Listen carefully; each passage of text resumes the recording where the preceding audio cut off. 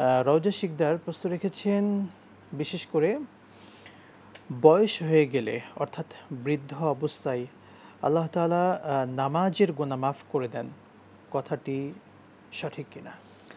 না, কথাটি এরকমভাবে সঠিক নয়। যেমন কোরআনে নামাজের ব্যাপারে আছে যে ওয়া'বুদ রাব্বাকা হাত্তা ইয়াতিয়াকাল ইয়াকিন।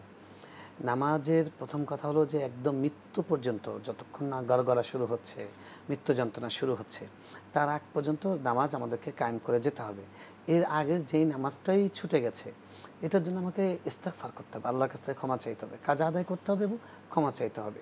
তো কেউ যদি কাজা কোনো কারণে আদায় করতে নাও পারে, অন্তত ওকে ইস্তেগফার করলে আল্লাহর কাছে তো ক্ষমার দরজাটা খোলাই আছে। নিঃসন্দেহে। কিন্তু উনি যদি মনে করেন যে উনি বিশেষ ব্যবস্থায় মাপ পাবেন, এরকম মনে করার কোনো সুযোগ নেই। এখানে যেটা আছে সেটা হলো যে নামাজ এক পর্যায়ে গিয়ে মাফ হয়ে যেতে পারে। আল্লাহ রাসূল সাল্লাল্লাহু আলাইহি ওয়াসাল্লাম বলেছেন, রুফি আল কালাম আন সালাস, তিনজন ব্যক্তির উপর থেকে কলম তুলে নেওয়া হয়েছে। তার মধ্যে হলো একটা শিশু আছে, একজন হচ্ছে পাগল আছে, একজন বেহুশ। তো এখন কেউ যদি মানে অতি বার্ধক্যে এরকম পরিস্থিতি পৌঁছে যান যে তার আর সেন্স নেই, তিনি এখন কিছু বোঝেন না এবং তার সেন্সটা হয়তো ফেরার সম্ভাবনাও নেই, তো তার ব্যাপারে ফকিহদের এই হাদিসের আলোকে মত হলো যে তার উপর তো ফরজই হবে না, কারণ এখন মুকাল্লাফি না।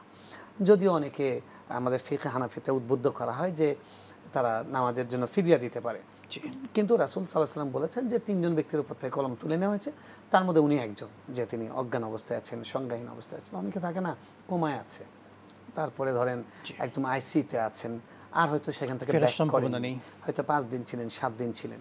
তো ওইটা আমাদের আত্মীয় স্বজনরা ফিদিয়া দিয়ে দেন, অসুবিধা নেই, সাদাকা করলে সেটা তো ভালো। ফিদিয়াটির নির্দিষ্ট কোনো পরিমাণ আছে কিনা? হ্যাঁ, ওই যে এক ওয়াক্তের জন্য একটা ফেতরা সমান আর কি, একটা ফেতরা সমান, অর্থাৎ একজন ব্যক্তির দুবেলা খাবারের সমপরিমাণ অর্থ আর কি।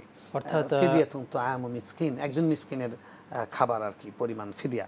তো সেটা দেখা যায় কি আমাদের দেশে এখন প্রত্যেক ওয়াক্তের জন্য, প্রত্যেক ওয়াক্তের জন্য, প্রত্যেক ওয়াক্তের জন্য। তাহলে দেখা গেল যে এখন যদি আমরা 120 টাকাও ধরি মিনিমাম, তাহলে 5 ওয়াক্তের জন্য আমার তাহলে 600 টাকা আসবে। তো সুতরাং এটা করতে পারেন, এটা সাদাকা, কিন্তু মনে রাখতে হবে আসলে হলো ইস্তেগফার। আর যদি মৃত্যুর আগে এমন অবস্থা হয় যে তিনি আর সুস্থ অবস্থায় আর ব্যাক করেন, তাহলে আল্লাহ ক্ষমা করবেন, এটা আশা করাই যায়। আমরা যারা স্বজন থাকবো, ওয়ারিস থাকবো, তারা দোয়া করব, এটা তো তার আমাদের কাছে হক যে তার জন্য ইস্তেগফার করা। যখনই কেউ মারা যান, তার জন্য সবচেয়ে বড় কাজ হলো তার জন্য ইস্তেগফার করা।